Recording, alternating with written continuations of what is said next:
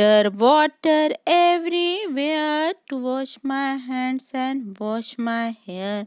It's nice to drink it by the pool, slurp it, sip it, nice and cool.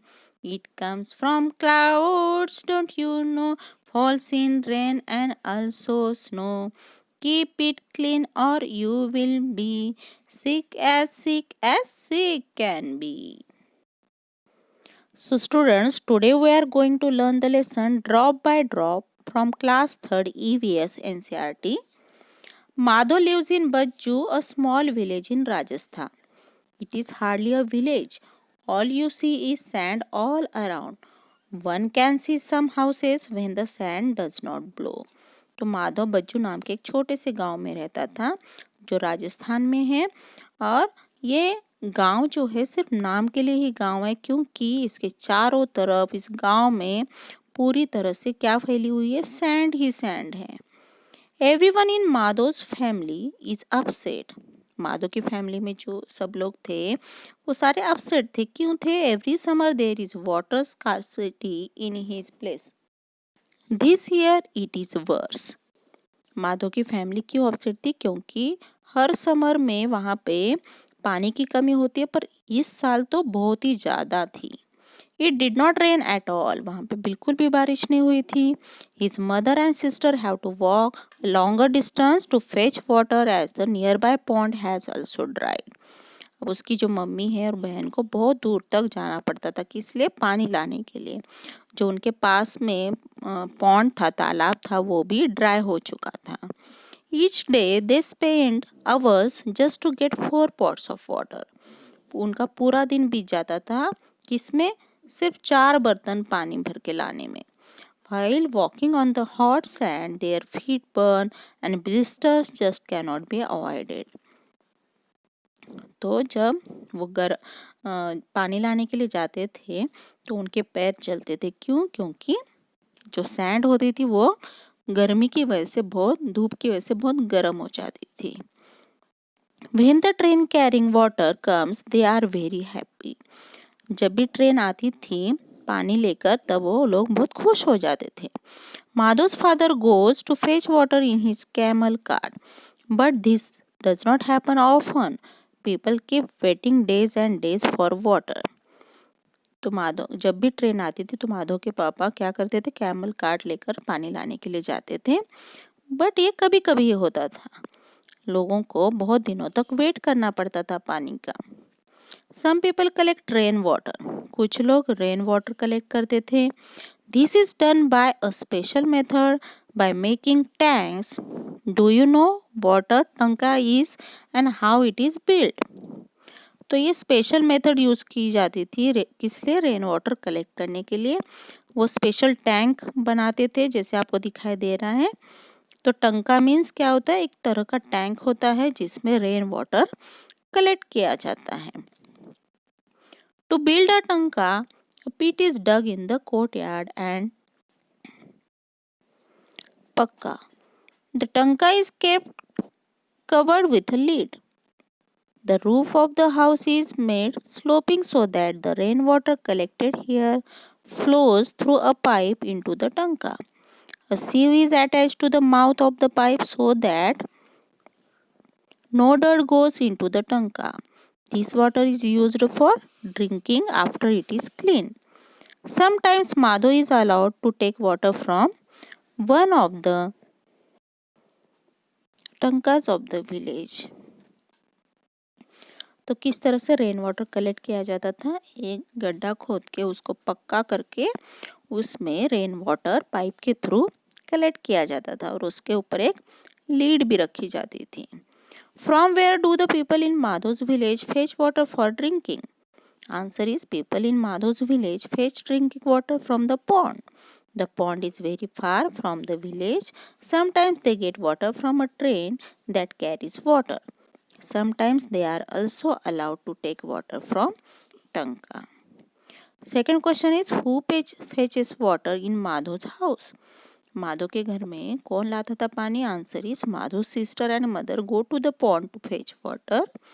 Madhu's father goes to fetch water in his camel cart. Madho goes to fetch water from the टंका।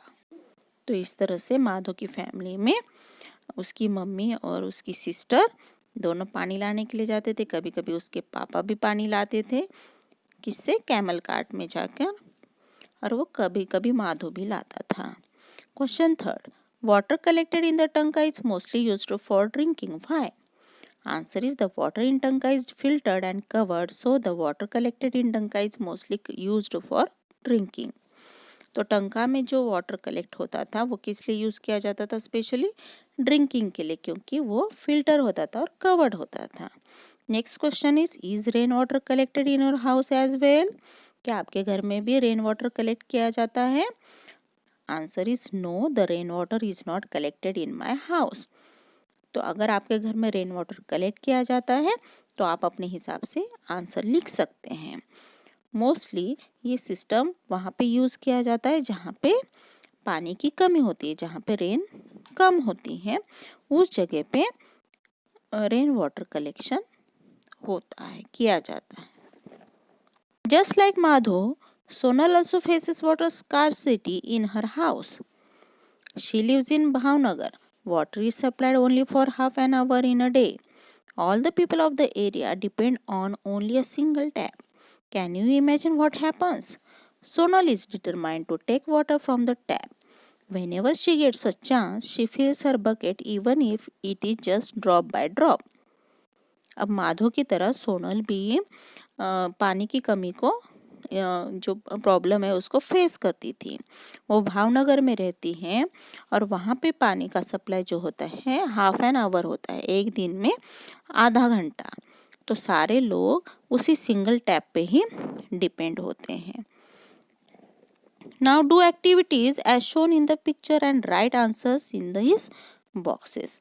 अब यहाँ पे कुछ activities दी गई हैं, उनको देखना है और आपको क्या करना है, उनको पिक्चर को ऑब्जर्व करके आंसर्स बॉक्स दिए गए बॉक्स में लिखना। तो ये एक्टिविटी आपको खुद करके देखनी है घर पे कि how many drops will fill a spoon. Spoon भरने के लिए कितने ड्रॉप्स लग सकते हैं, बाउल भरने के लिए कितने लगते हैं वाटर ड्रॉप, और बकेट फिल करने के लिए मग कितने मग भरने के बाद बकेट फिल होती है। इस तरह से आपको ये एक्टिविटी करनी है। सपोज आपके घर की टैप अगर लीक कर रही है तो कितना वाटर वेस्ट हो जाएगा। ड्रॉप बाय ड्रॉप भी अगर लीक कर रही हो तो सोचिए ज़रा इस बारे में। Can you think of ways of saving water? Write your suggestions below. क्या आप वाटर कैसे सेव कर सकते हो, ये सजेशंस आपको यहाँ पे लिखने हैं। Have you seen water flowing unnecessary in your home, school और एनी अदर प्लेस वेयर? तो आपको ये लिखना है कि क्या आपने कभी देखा है कि स्कूल में या घर पे या कहीं और कि बिना बात के पानी बहता जा रहा है। तो इसके आंसर आपको अपने मन से लिखने हैं। Now next question, can you think of some other ways of saving water? Write your suggestions. Here is the example answer. Some tips on saving water: don't leave tap open, do not keep the tap running while brushing your teeth and taking bath, take a bucket bath instead of shower, use water left after washing close to water garden plants, repair any leakage in the pipeline. तो यहाँ पे कुछ veg दिए हुए हैं water save करने के। Next question, can we use the water that has been use for one purpose for something else? क्या हम पानी को रिसाइकल मतलब रीयूज कर सकते हैं या नहीं करते? Answer is yes, we can reuse water which was used for one purpose. For example, water after washing vegetables and clothes can be used for watering plants. This water can also be used for mopping. तो जो पानी हम vegetable और clothes wash करने के लिए use करते हैं उस पानी को हम दोबारा यूज़ कर सकते हैं। कैसे? प्लांट्स को वाटरिंग करने के लिए या फिर पोछा लगाने के लिए। Now next question, draw lines using different colors to show which work will be done after the other so that the same water can be reused. One example has been given. Washing hands and face, washing clothes, washing fruits and vegetables, mopping the floor, watering plants, using in the toilet. Answer is washing hands and face. कहाँ use कर सकते हैं ये वाला पानी? Using in the toilet. Washing clothes, we can use mopping the floor. Washing fruits and vegetables, watering the plants. तो ये examples हैं reuse of water. Summary of the lesson. Life is not possible without water. We need water for drinking, cooking, bathing, and washing. Animals and plants also need water to grow. We get water from rainfall, melting snow, and underground water. Rainwater gets collected in lakes, rivers, ponds, and seas. River water is treated before reaching our houses. We should drink clean and fresh water. In some places, there is always scarcity of water. People have to walk long distance to bring water. Rainwater harvesting is a technique to store rainwater. Tanks are also made underground to store rainwater. Rainwater gets contaminated by surface impurities and germs. Water is valuable, never waste water. We should use water judiciously. A lot of water can be saved by reusing and recycling. So students, I hope you understand the lesson and also the importance of water. Bye bye. Thanks for watching.